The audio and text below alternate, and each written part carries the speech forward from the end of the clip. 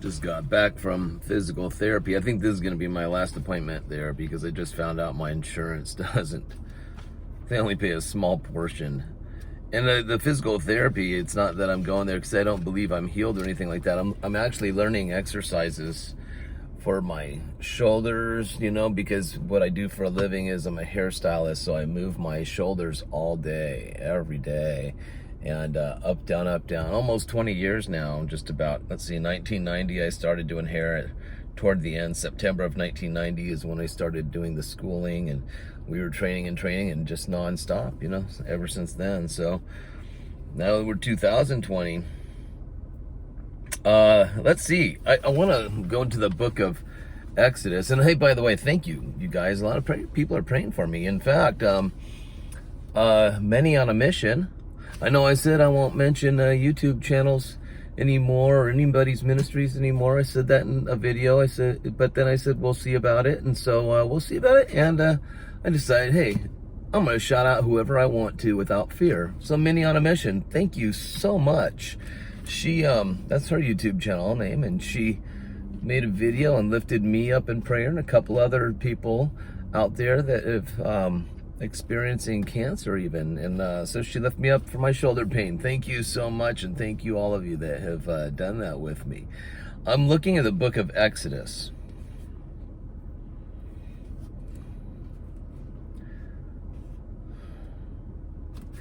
Let's see what chapter I want to read. Yeah. Wow.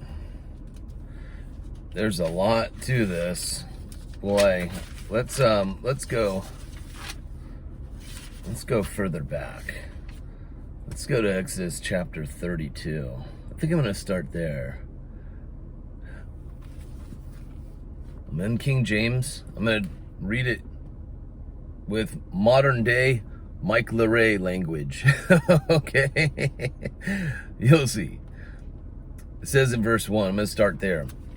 And when the people saw that Moses delayed to come down out of the mount, the people gathered themselves together unto Aaron and said unto him, well, in Hebrew they say, kum, which means get up,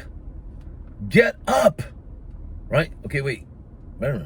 Moses delayed to come down. Really, you can just kind of see it as today, you know, people, we think Jesus is delaying to come and grab us and snatch us away home. You know, a lot of people are, when's he going to rapture us? Or a lot of people, when is he going to return? Or some people are waiting for just the Messiah to ever show up in the first place, because some people don't even believe that he ever came, right? So the people, they're like, okay, Moses is delaying. Aaron is the one that was what? The spokesperson for Moses, right? So Aaron, they tell him, get up, make us Elohim. Make us Elohim. Or even make for us Elohim. Elohim is that word for God, right? El is God. Elohim, it can be translated gods, but when it comes to Almighty God, it's not gods. But if you can think of, you know, think of the power of Father, Son, Holy Spirit. This is not a Trinity video, but Elohim. Make for us Elohim, which should go before us. For this Moses, the man that brought us up out of the land of Egypt, we don't know what's become of him. So Aaron says to them, verse 2, break off the golden earrings which are in the ears of your wives, of your sons. Dudes were wearing earrings. What's up with that? Okay.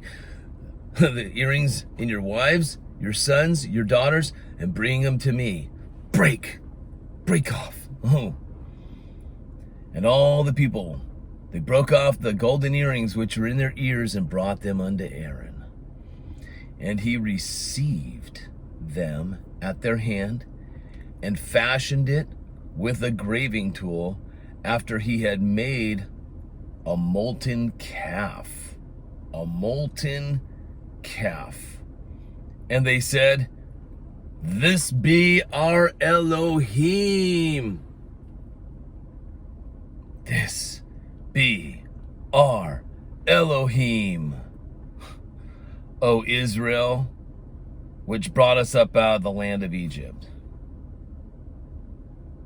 That's crazy. Listen to this.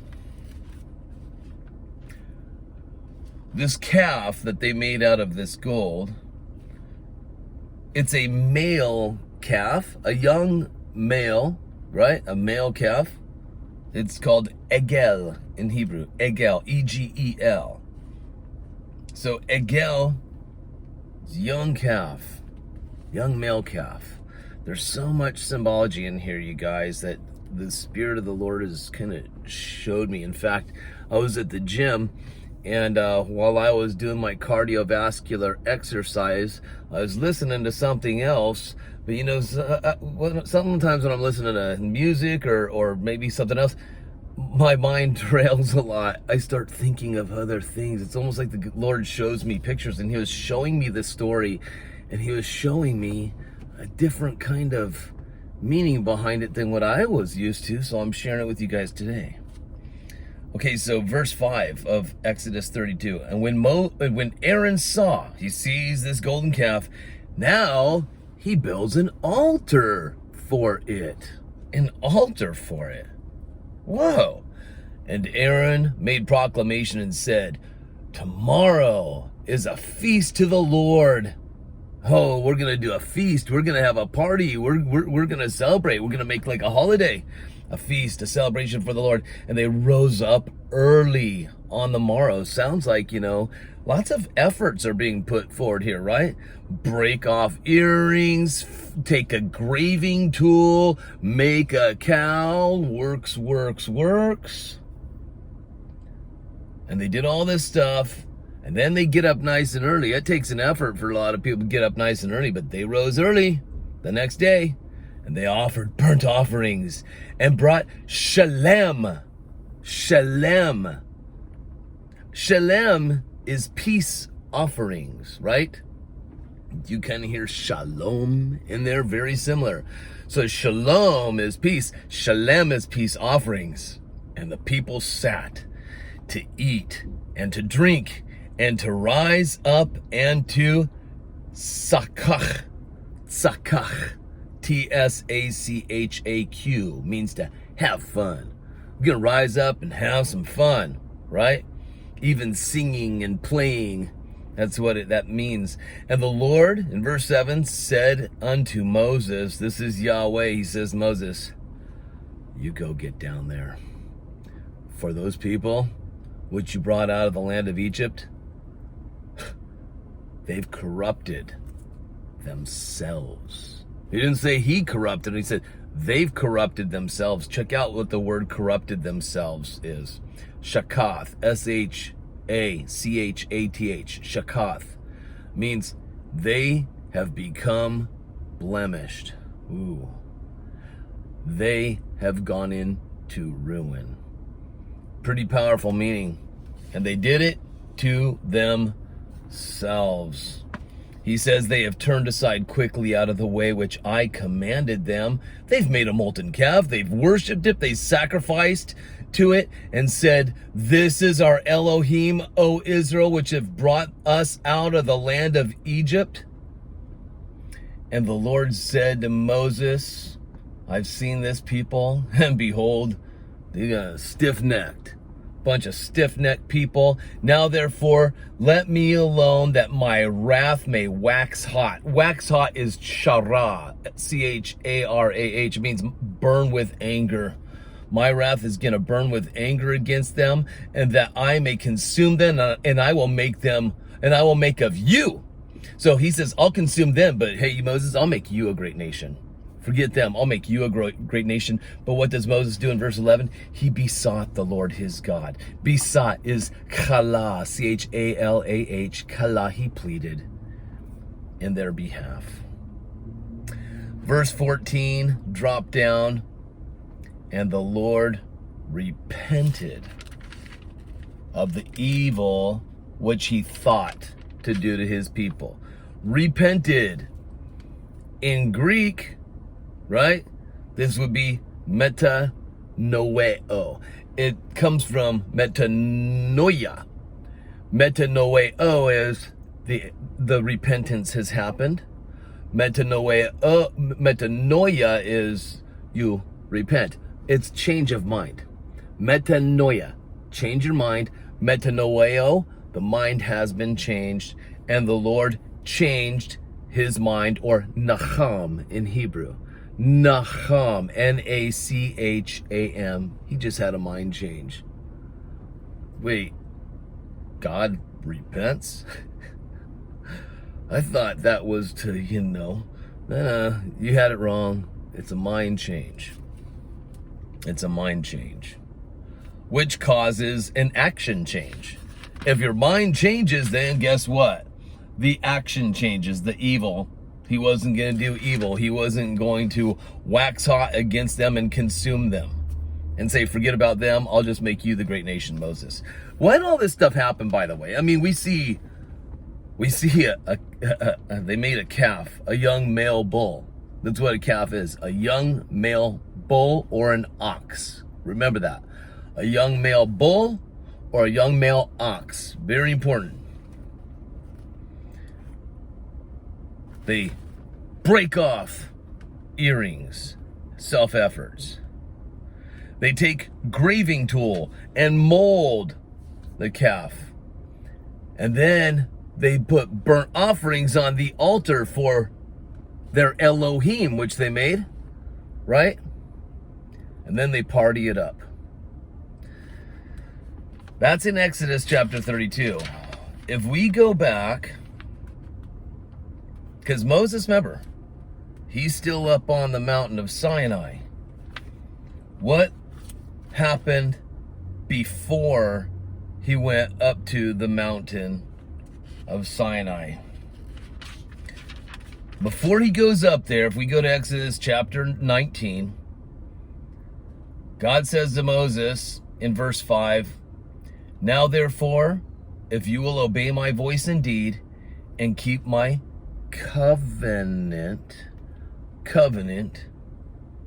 then you shall be a peculiar treasure unto me above all people, for all the earth is mine. And you'll be a kingdom of priests and holy nation. Okay, stop. He says, if you obey my voice indeed and keep my, he didn't say commandments here, he says keep my covenant. This is what's interesting in Hebrew. And indeed, he says, okay, now therefore, verse 5, Exodus 19, if you will obey my voice and keep Olive Tav Berith. Olive Tav's Berith. Olive Tav's Berith is the Hebrew. Olive Tav. Olive Tav's covenant? Keep Olive Tav's covenant. Berith is covenant. Berith. B-E-R-I-T-H. Berith. But this Olive Tav, gonna keep his covenant. Why didn't they translate it? Olive Tav, well, if you've been following my old YouTube channel, UltimateMordecai, which got hacked and all my videos are gone, except, I have somebody to thank because I just checked mail and saw something in there and was told they were going to send me. I think they downloaded a bunch of my videos. Not all of them. They weren't able to, because the videos were being deleted by whoever hacked, right? Whether it be the powers that be that are in charge of YouTube, or whether it was some computer genius that hacked, I don't know.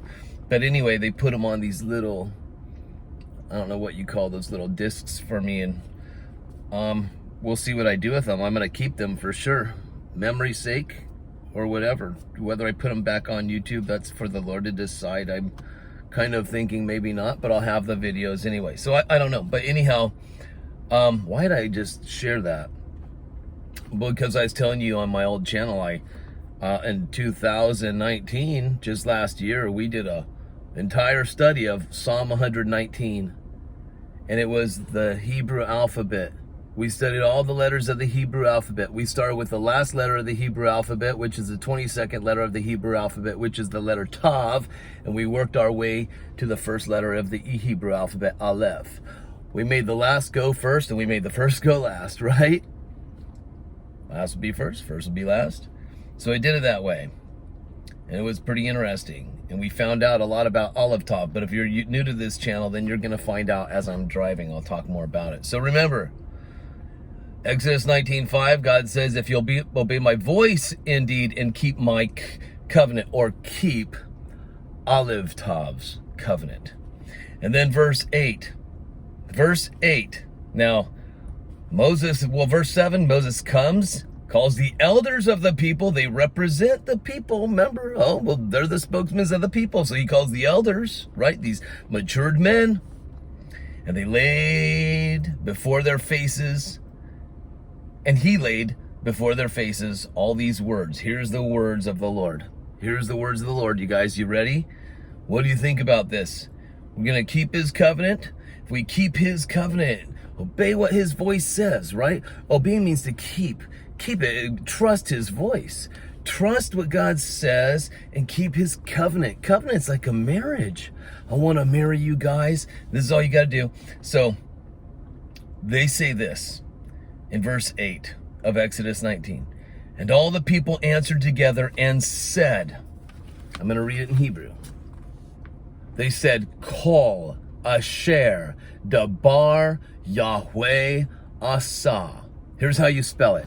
Kol, K-O-L, Asher, A-S-H-E-R, Dabar, D-A-B-A-R, Yahweh, Y-H-W-H, Asa, A-S-A-H. Here's how it translates into English. There's two different ways to translate it, by the way. Check it out. All which speak Yahweh, we do, we make happen. Kol, all, Asher, which, Dabar, speak, YHWH, Yahweh, Asa, we do or we make happen. But there's a very interesting thing about this word Asher, A-S-H-E-R, all Asher. Do you know Asher? Asher? It's actually not just a word, but a name. Just like Yeshua is a word that means salvation. It's a word, salvation, Yeshua, but it's also a name. It's what they call Jesus, Yeshua, or even Yehoshua, right? Yeshua. Yehoshua and Yeshua have the same meaning, salvation. Yah is salvation. Yah is salvation. Yah is Savior. Comes from the Hebrew word Yasha. Both words, Yehoshua or Yeshua, they both have the root word Yasha in it, which means save, to save. It's a verb. Did you ever know that God is not only a noun, but God is a verb? God is not only a noun, a being, right? A person, place, thing, but he's also an action. Yahweh is actually a verb, right? It's a verb, it's an action word. Wow. A noun and a verb combined. Okay, so back to Asher. Kol Asher Dabar Yahweh Asa. Here's the other way to translate Asher. We already said all which speak Yahweh, we do and we make happen, or all of the blessings that Yahweh says that we can have, we're the ones that are going to make those blessings happen.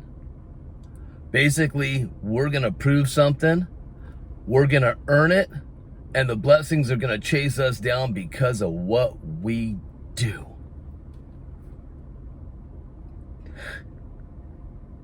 Whoa. That's jumping right out of grace, isn't it? His grace isn't going to make it happen. Our works are going to make it happen. And then what happens?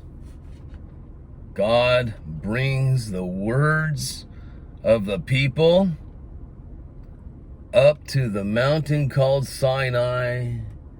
And he shares these words to Yahweh. And in chapter 20, verse 1, and God spake all these words, saying, just stop right there real quick.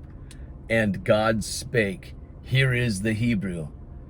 Dabar Elohim Aleph Tav. Dabar, spoke, right? We learned Dabar is speak or spoke. So speak or spoke, Elohim, God, Aleph Tav. Who is this Aleph Tav? I'll give you a hint. This is Hebrew.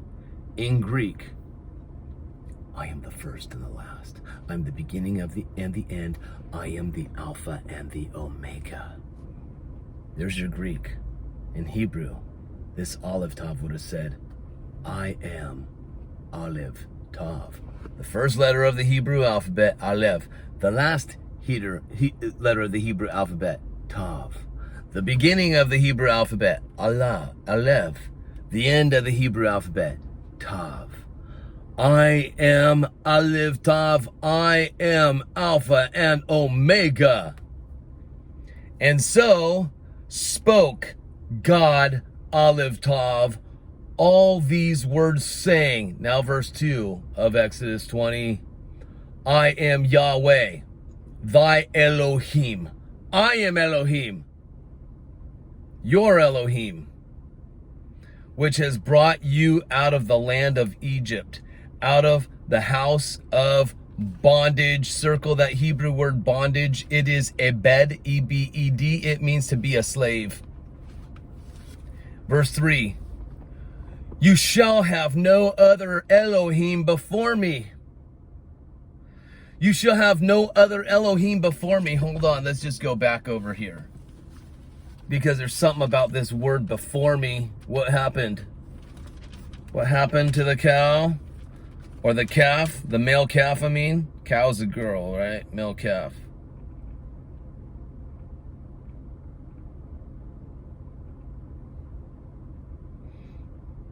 They said in verse 1, or they said to Aaron, get up, make us Elohim, which shall go before us. But what happened? I mean, they said, hey, we're going to make the blessing happen. Whatever he says to do, we're going to make that blessing chase us down by our works, our efforts. We've got this handled. Do you guys even know what you asked for? Because now you're telling him to make what? Make us an Elohim, and which shall go before us. And here in verse 3, God says, you shall have no other Elohim before me. Verse 4, thou shalt not make unto thee. You should not make for yourselves any graven image or any likeness of anything that is in heaven above, or that is in the earth beneath, or that is in the water under the earth, okay? So don't make it look like an angel. Don't make it look like some kind of a bird. Don't grave images that look like that to represent me, God. Don't make anything on earth like what? Like a calf. A male calf, which will become an oxen or a bull when it's ripe, when it's full grown, right? Because they get horns and they're all massive. Don't do any of that.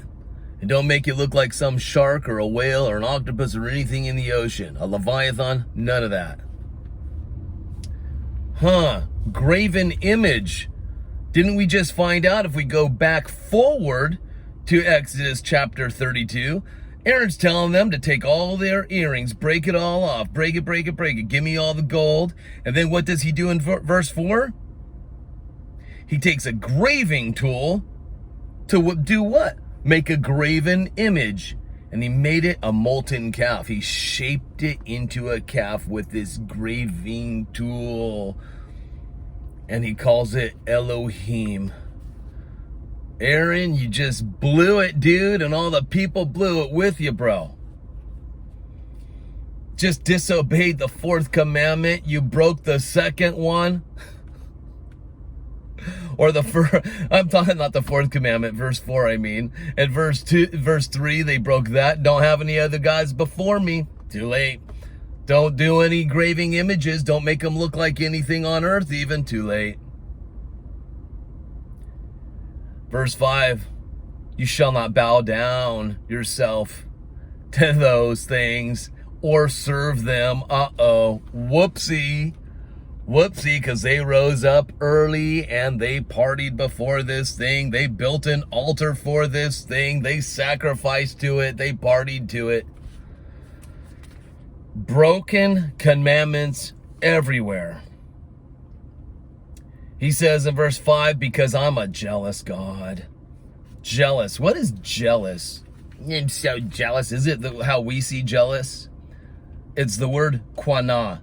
Q-A-N-N-A. Quana. It means he is demanding exclusive devotion. I demand your exclusive devotion. Because I'm a jerk? No. Because I'm your daddy. I'm your father. I am your Elohim. I love you. I save you. I protect you. I fill you with my grace. Do you want it? Nah, well, no. We're the ones that are going to make the blessing happen. Oh, really? Oh, you're going to do it? You're going to make it by your works? You think I want your self-efforts? I rescued you from Egypt. You were already in bondage. Now you want to put yourself in bondage again and prove something to me? We're the ones that are going to make it happen?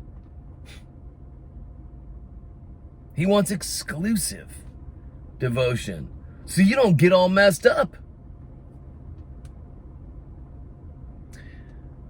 And after he says he's a jealous God, he says he visits the iniquity of the fathers upon the children and the third and fourth generation of them that hate me.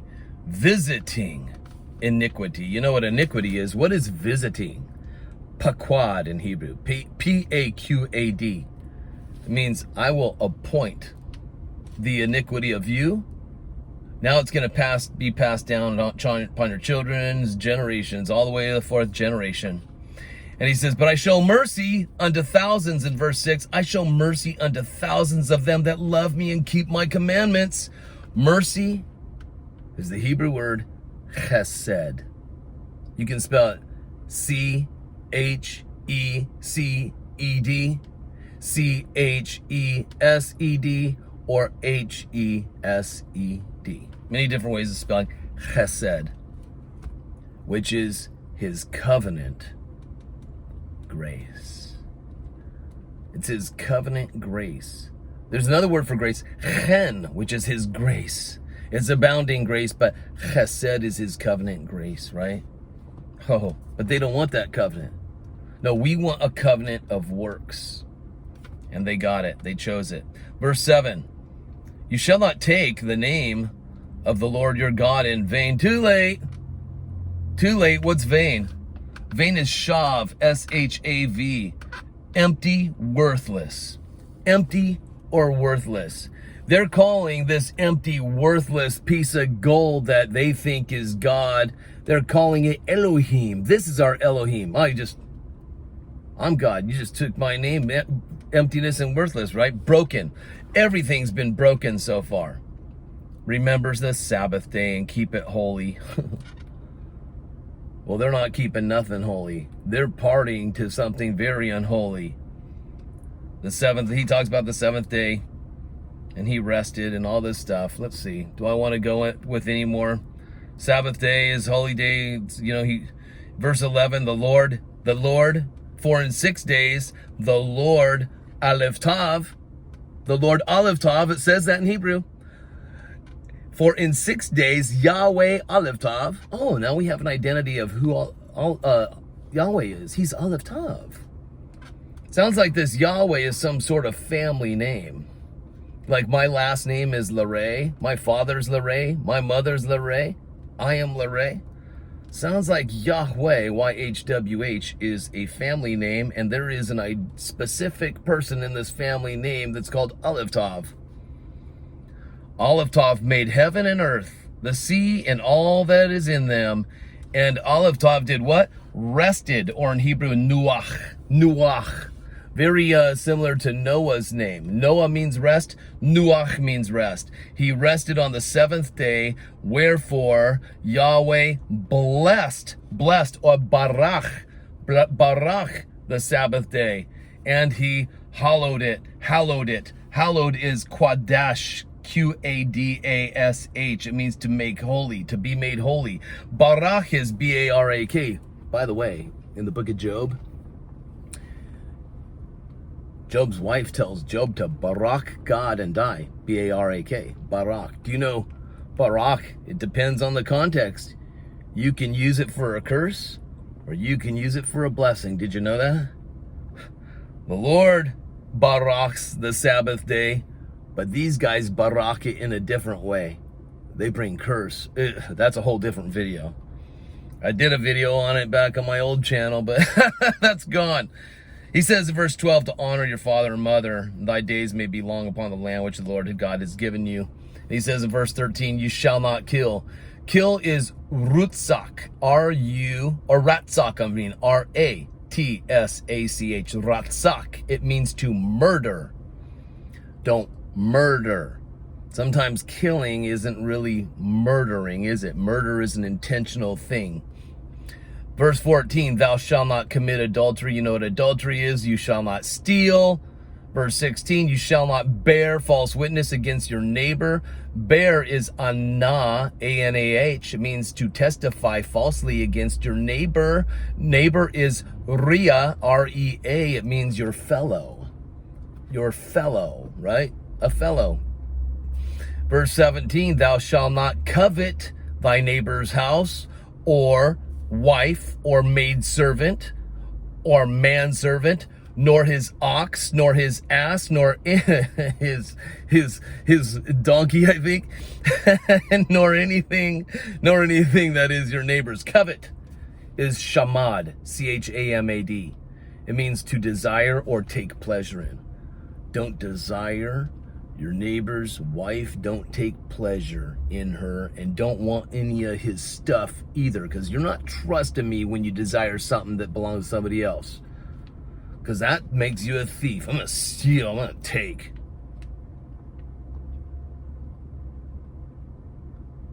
You shall not covet, verse 17. Covet. That's a pretty powerful word. You shall not covet. Chamad. To desire or take pleasure in. Take desire and take pleasure in what the Lord has given to you, right? Not what others have. Verse 18, and all the people saw olive taves. Olive taves, thunderings. I'm not kidding you. It may not be in here. All the people saw the thunderings, but it says all the people saw olive taves, thunderings, and lightnings, and the noise of the trumpet, and the mountain smoking. And when the people saw it, they removed and stood far off. What is removed? They removed Nuah, N-U-A. It means they trembled. They trembled, and they stood far away from that mountain. Oh no. Oh no. What just happened? I mean, they weren't up there with Moses. They're down here, but they were like, what is going on up there? And they said unto Moses, speak with us, and we will hear. But let not God speak with us, lest we die. This is crazy stuff, you guys. I'm not saying this to put you under law and commandments. I'm telling you what happened to them. Because we're somewhere else today, aren't we? Speak and we will hear. Oh, that's a word we've been using this year, aren't we? Hearing. Hearing. Our faith comes by hearing. Hearing in Hebrew is shama, S-H-A-M-A. Means we'll hear, we'll pay attention, we'll listen. But they don't want God to speak with them because he's going to kill us. And Moses said unto the people, fear not, for God is come to prove you, and that his fear may be before your faces, that you don't sin. What is prove you? Prove you is nasa, N-A-S-A-H. It's to test or to try out. It's to test something or try out. Like, I want to see how this car is that I'm about to purchase. Before I purchase it, I'm going to test it and try it out. See if it's what they say it is. Right? these guys said they're going to make the blessing happen. So, all right, let's see what you're all about. Do you understand? See what you're all about. Drop down to verse 23. It says, you shall not make with me gods of silver, neither shall ye make for yourself Elohim of gold. Uh-oh.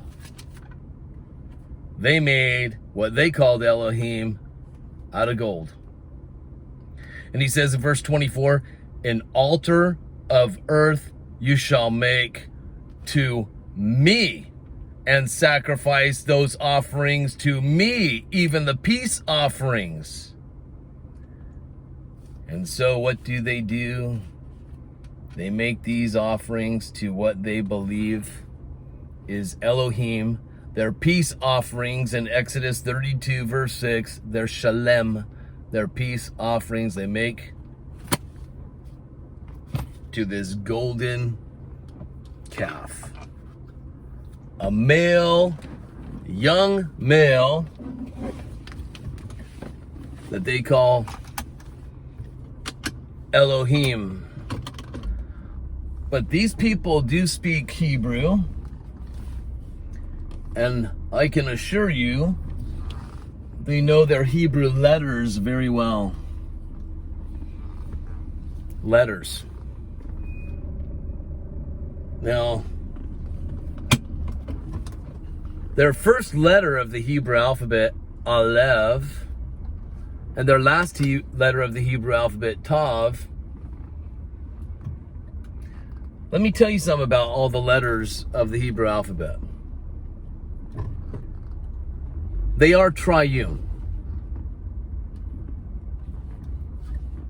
One letter. I'm going to turn my AC on because it's really hot in here and I don't want my phone to overheat, which I think it might do, and that's going to really be a bummer if that happens, because I just did a super long study in the parking lot of my physical therapy on Monday, and I have a busy day I got errands and stuff to do, but you know what? I wanted to do this with you guys. So check it out. Every Hebrew letter, let's take the letter. Okay, each letter is a number. It's also a picture, a drawing, and it is also a sound. Each Hebrew letter is not only a number, it's a picture of something as well as a sound. Like, let's take the 5th letter of the Hebrew alphabet. I love that letter. And I love the number 5. It was always my favorite number as a child. From little boy, I just loved the number 5. But I wasn't living under this number 5. I was living under law, mixture, and religion. False religion. But for some reason, I love the number 5. Couldn't tell you why. The number 5 is the letter He in Hebrew. So, it's a picture. It's like a window of a house that is open, where air can flow in or even out. It's open, it's not closed. When God opened his mouth, this man called Abram, God opens his mouth, the window of his mouth, and does Abram gets grace blown into his name, and now he is Abraham instead of Abram. His wife Sarai, when God blows with the opening of the window of his mouth, when he blows hey, which is grace. 5 is the number of grace. God blows grace, or hey. Do you hear that sound? It's a sound. And Sarai now becomes Sarah. Right?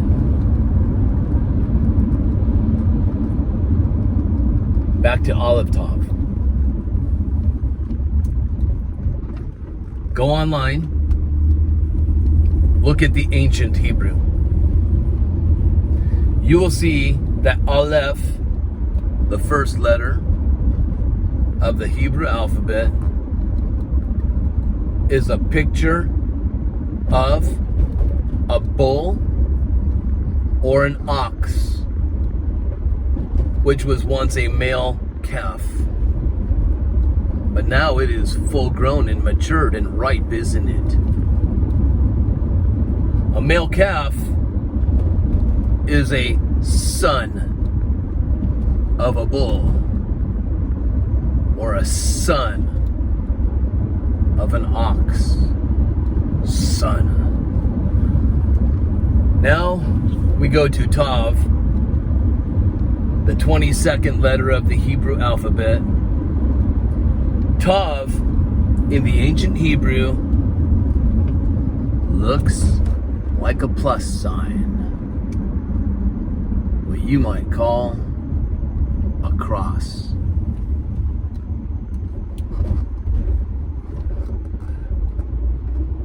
Wait a minute. Let's go back. So, letters actually tell stories. When you take letters and set them side by side, they tell a story. Did you know that?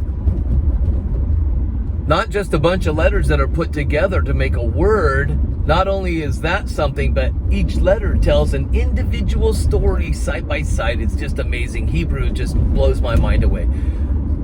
So you can translate Aleph Tav.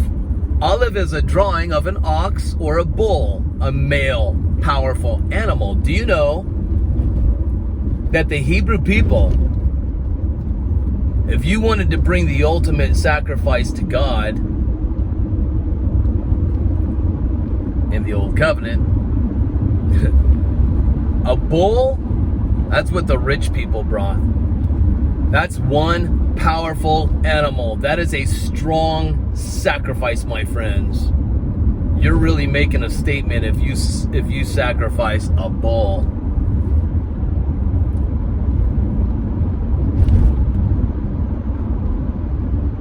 The sacrifice, Aleph, that went, the powerful sacrifice, the ultimate sacrifice that went to its altar or the cross.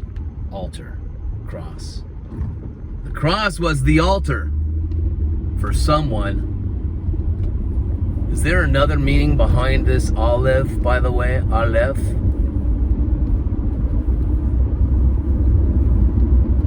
There sure is. Aleph also has the meaning of God. It's another way of saying God to them. Because Hebrew letters have lots of different meanings.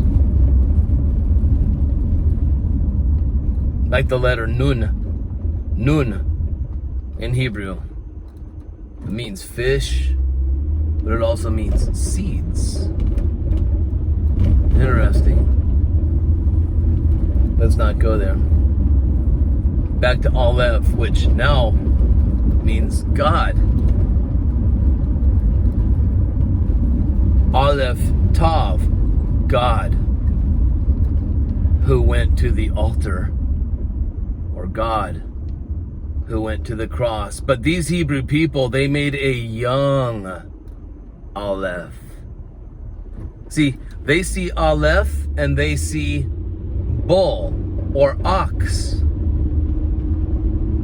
Aaron, the one who becomes high priest. Aaron, who is appointed by God, just like Moses. Aaron, he's the one that forms this thing. There must be something he sees with this Aleph. Let's make the son of a bull, the son of an ox. What is its nature? Its nature is bull. Its nature is ox, even though it is son. But the very nature of it still doesn't change that it's ox or that it's bull. It's a calf, but its nature is still from the ox or the bull. Just like a caterpillar, you think that thing's nature is caterpillar? Let me tell you, if you take the DNA of a caterpillar, do you know what they say it is? They call it butterfly. Because all a caterpillar is a young butterfly. It hasn't fully grown yet. It hasn't blossomed or ripened all the way yet. Do you understand? A bull is a ripened calf. But that don't change the fact that this calf has all the DNA of a bull. Are you hearing me? Oh, Aaron, what did you do, bro? What did you do? You're getting some revelation, dude. But you made a graven image. He said, don't make anything, even in the heavens. Don't bow down, don't sacrifice, don't worship. So let's make son of bull, which is calf, this Aleph. And let's even make an altar, a tav for it. A place to sacrifice before it. No, no, no, no, no, Aaron. Don't you know that the true Aleph, the true son of Elohim, which is the very nature of Elohim, because if you are son of bull, you're still got the nature of bull, even though you might be called calf. And if you are son of God, the exclusive, the only begotten, directly from all of the nature of Elohim in this son. No, no, Aaron. Son of God, Aleph, is going to go to the Tav. You don't put sacrificial offerings on an altar for this creature you are calling Aleph, son of bull. No, you got the wrong thing.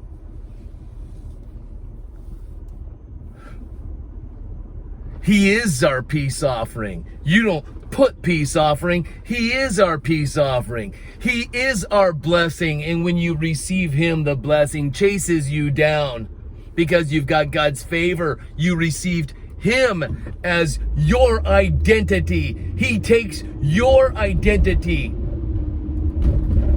Darkness, sinner, sin, and he becomes it and puts himself on the altar willingly and wrecks that old identity of you. And now the blessings just can't help but chase you down. You don't make them happen. He makes them happen. And all you got to do is receive his Chesed, his grace. But do you see what the people did? We don't want that grace. We're gonna make it happen. That's your choice then, I guess. So it happened for the people. Have you ever... Now listen, I never was taught by anybody. No one ever told me ever that perhaps that is the reason why they made this golden calf, this male bull. Oh, I've heard it. Well, no, the Egyptians, they got it from the Egyptians. They lived in Egypt so long, and the Egyptians, they worshipped bulls and all that stuff. That came from them. See, the thing is, you guys, you see this book here? See, Israel was God's people.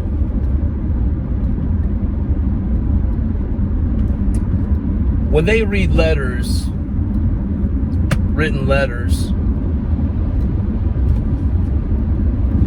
they saw the letter Aleph, and they saw bull, ox, or perhaps even like Aaron. Maybe Aaron, because he's the appointed one of God. He's representing the people. Maybe Aaron sees Aleph as son of bull. which still makes it the nature of bull. Its DNA says so. You see, the letter, my friends, Paul says through inspiration of the Holy Spirit, the letter kills. But it is the Spirit that gives life. Oh, Aaron, you are so close, dude. Son of bull, son of ox, let's make it no, my friend. Son of God. Aleph means God as well. You had that son part. You were so close. But what did that do for you? It brought death. You see, even the very letters that were engraved in stone, why did they bring death to the people? Because Paul says it's a ministry of death and condemnation, those letters engraved in stone. Moses took these tablets. There were 2 of them in his hand, but the 2 were one. They were one. They weren't separate. 2 tablets, they were one. The number 11, 2 numbers, 1 and 1, but they're joined together to make one number, 11. I talk about that all the time, the 2 becoming 1. You can see the 11 with the tablets, but that 11 brought chaos and disorder to them.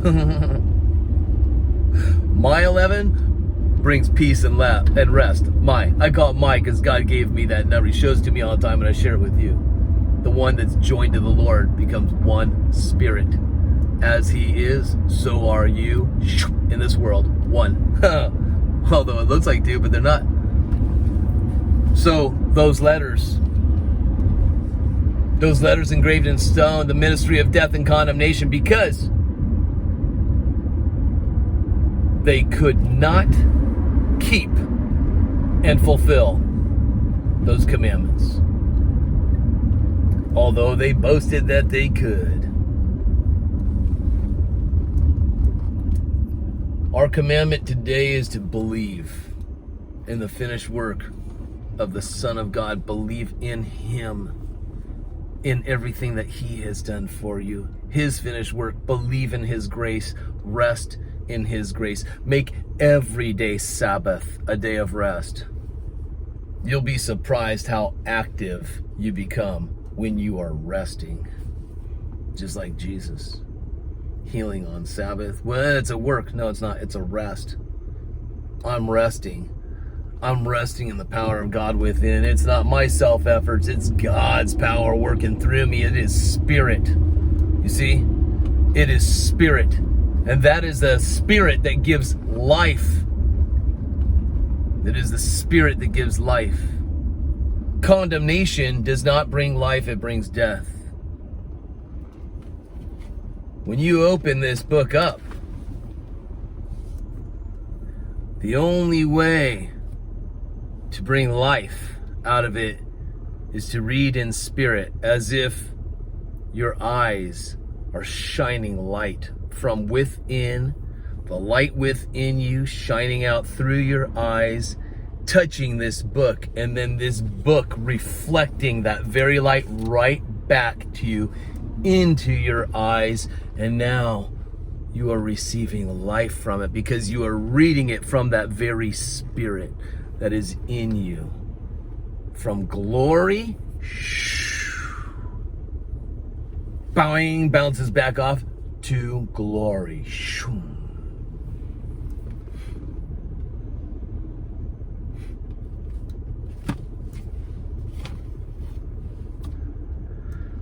I'm going to end it here because this is a long video. I really hope this message has blessed you. And I really hope it does enlighten you. I hope it brought something fresh and new to your eyes and ears of understanding. I love you guys. I pray you all have a great day. Once again, I thank you for everything. And I'll see you all in the next video.